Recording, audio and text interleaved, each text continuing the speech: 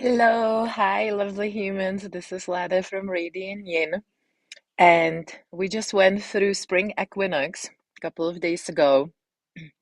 So we're still kind of in the energy, starting to ground into the new. And I just want to check in. How are you feeling? Um, yeah, how are you feeling? Um, I taught a workshop yesterday, a female workshop. And we were working with the element of water, and it was deep and amazing. And we were moving all these emotions through our bodies. And later, I was doing other stuff. I was running some errands, and I was really checking in with myself. I was like, how am I feeling? And the word that came to me was discombobulated.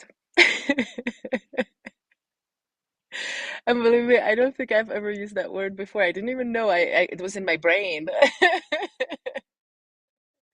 So how are you feeling? We've just went through such a big dissolution, cleanse, breaking of the old, right? Everything that doesn't serve anymore, that's not aligned with our soul. Maybe consider how consciously you went through it, if you went kicking and screaming, or if you choose to surrender to your higher self and that realignment. I must say, for me, I'm so committed to the soul path, to my soul path. And I've died and was reborn so many times in this life. And still, I went through such a big, I would say, breakup, also breakthrough, letting go, that I just didn't see coming. I knew it. I knew on the level that there were many parts of this relationship that weren't aligned with my truth, that I couldn't be completely myself. However, how it all turned out and how it all played out was still a bit shocking to me. And you might have gone through this in your personal relationship like me. And again, we learn through relationships. Often when we say relationship, we think romantic, but there's so many relationships, right? There are friendships, our relationships with neighbors, work relationships, relationship to ourselves. So when I talk about relationship, it's not only romantic relationship, even though we were so programmed to mostly focus on that.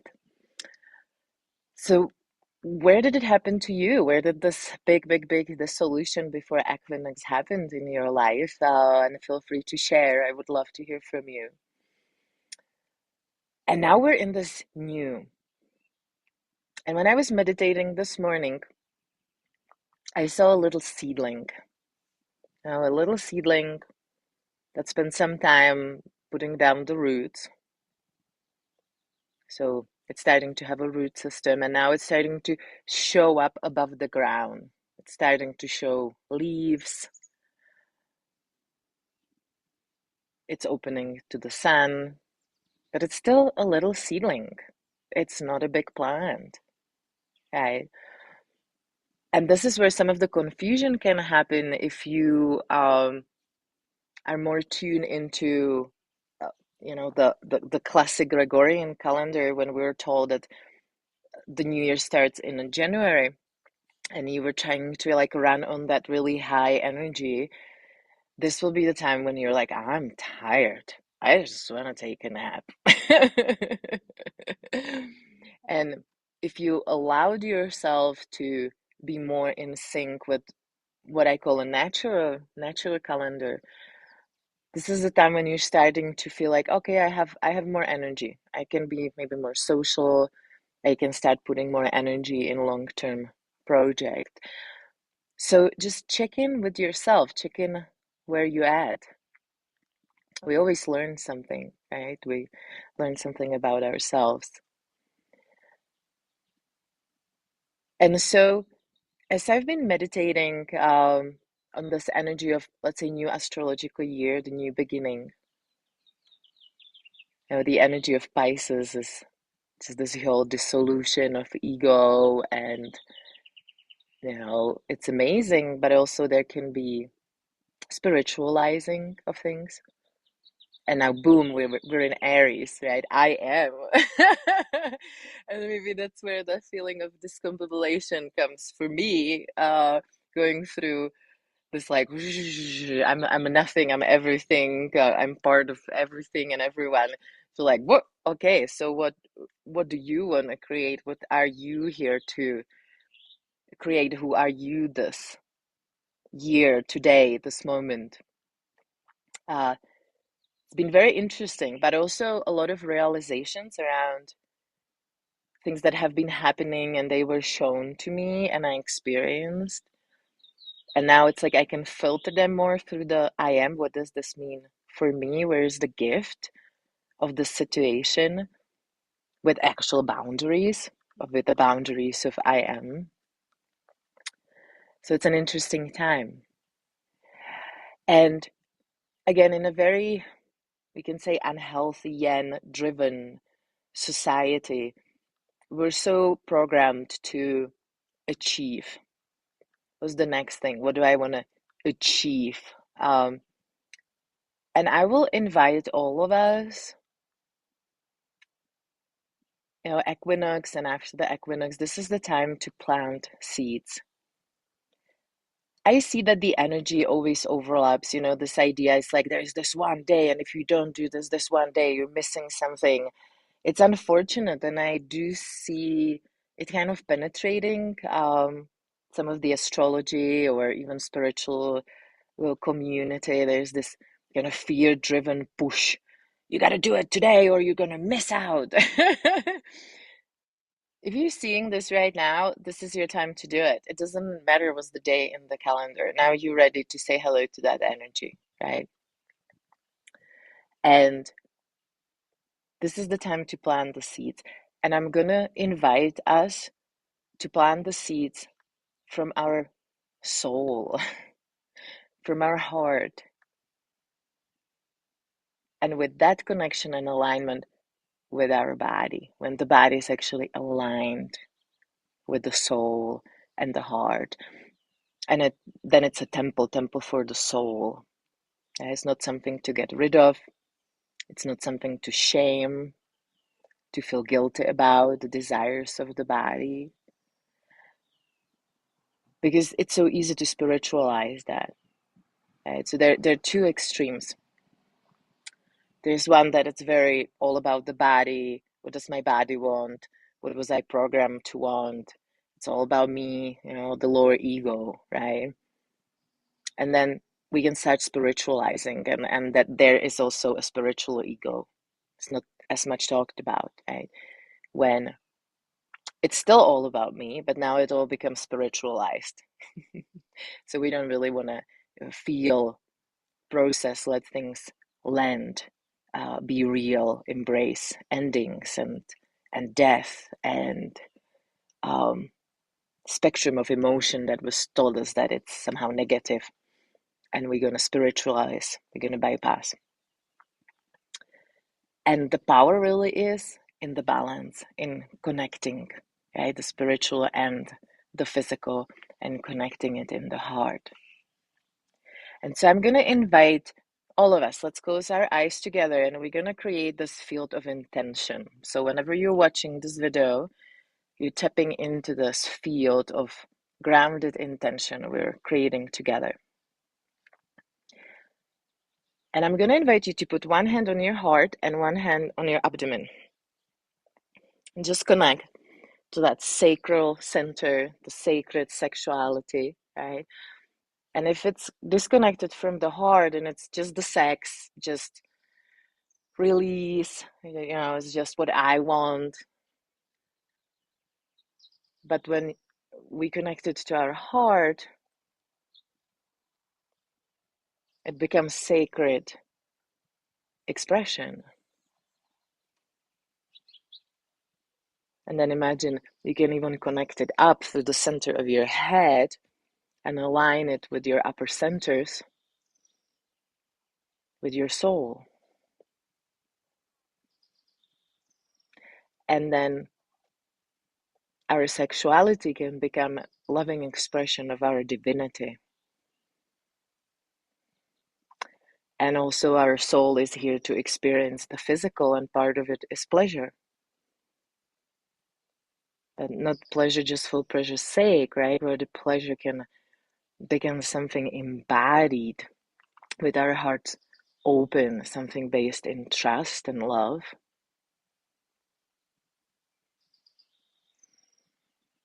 And it's a journey. I'm on that journey as much as you are on that journey. And then imagine that from the base of your spine, you're growing a big root to the center of the planet. And it's fresh, it's alive, vibrates with this spring energy, newness, lots of moisture, water in it. Breathe into that connection. Let's set together an intention that as we're stepping into this new energy, a new astrological year, we stay connected to our roots. So everything you had to dissolve, everything that kind of broke into pieces and dissolved, that becomes hummus, feed for your growth, for your roots. It's not something to be ashamed of, just to let go of and be spiritualized. Like, oh, everything is just great all the time, great. Or sitting in it, right? Feeling sorry. Oh, well, I've done everything wrong, or these people hurt me. Just allow it to be hummus for your growth. Something that will actually make your roots stronger. You've learned something. And anything that was stripped in this time wasn't in alignment with your higher self and with your soul. Otherwise, it wouldn't have been stripped down. That's the secret. If you if you're really surrendering to the path of your soul, big piece of it is trusting that even though we don't always see the bigger picture, it's all happening for us. Yeah. And then check in with your heart.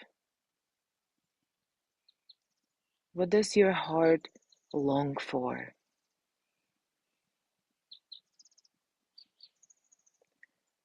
You can imagine it's a seed you're planting in this new energy, this fresh soil, full of humus and moisture.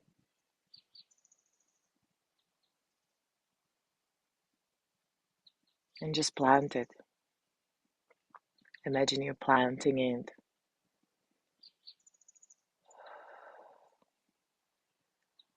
What does your soul long for?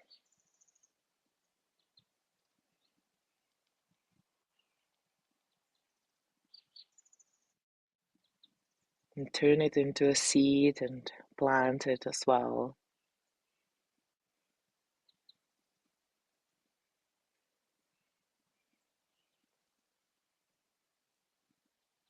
What is your body? When you're really aligned with your soul and your heart, what does your body long for? And turn it into a seed and plant it.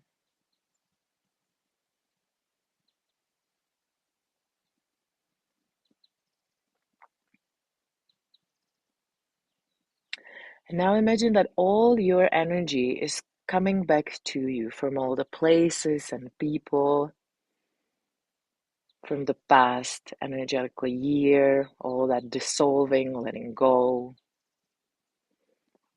We still really don't see the bigger picture, right? So there might be some of our energy in that past, like, I don't really understand this, like, or it might feel incomplete. But right now, we don't get any answers if our energy stays in the past. So imagine it's coming to you, it's coming back to your body, it's shimmering around your body in your energetical field, your aura.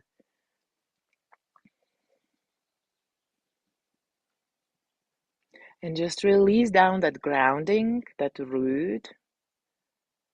Anybody else? Any of their questions, their unresolved conversations?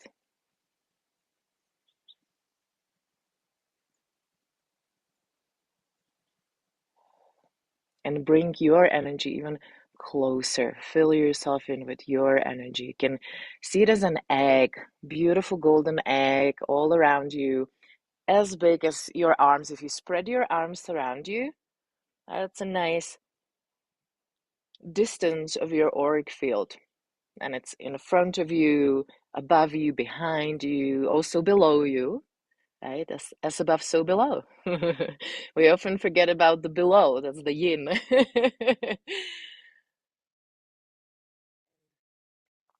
Let's just for a moment sit in your own energy, connected below and connected above,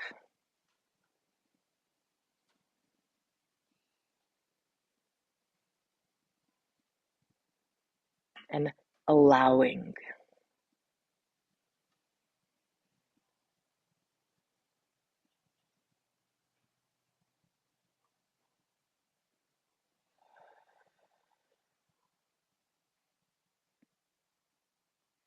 There you go. And that's it. That's our little post equinox meditation. I hope it was helpful. And let me know how are you feeling? What you had to let go, what you had to dissolve, what you're planting from your soul, your heart, and your body. And yeah, just how are you feeling? Um, it was this one day that I realized I was sad. And there wasn't like a big particular reason, external reason. And I just said, today, I feel sad. And what was interesting was, and I had to run errands, I had to teach, I had to do other stuff. But just by allowing myself to feel that, there wasn't that pressure, there wasn't that intensity of like, oh, it should be different, right? We should be always happy. And well, if you're a spiritual practitioner, you shouldn't you be like always happy? No. Maybe if you're disembodied spiritual practitioner, but if you're embodied spiritual practitioner, we're here to experience the full range, right? It's like if you're in an amazing hotel and there's this buffet, are you gonna eat just one flavor? Or are you gonna try everything? So if this resonates with you, my teaching probably resonates, right? Um, and some people are here and they chose to just eat one flavor, and that's okay. But that's not me. And that's probably not you. That's why you're watching this video. And it requires real courage and realness and authenticity. And we need more authenticity in the world. So kudos to you if you're trailblazing that path of living your authentic soulful life. I'm with you.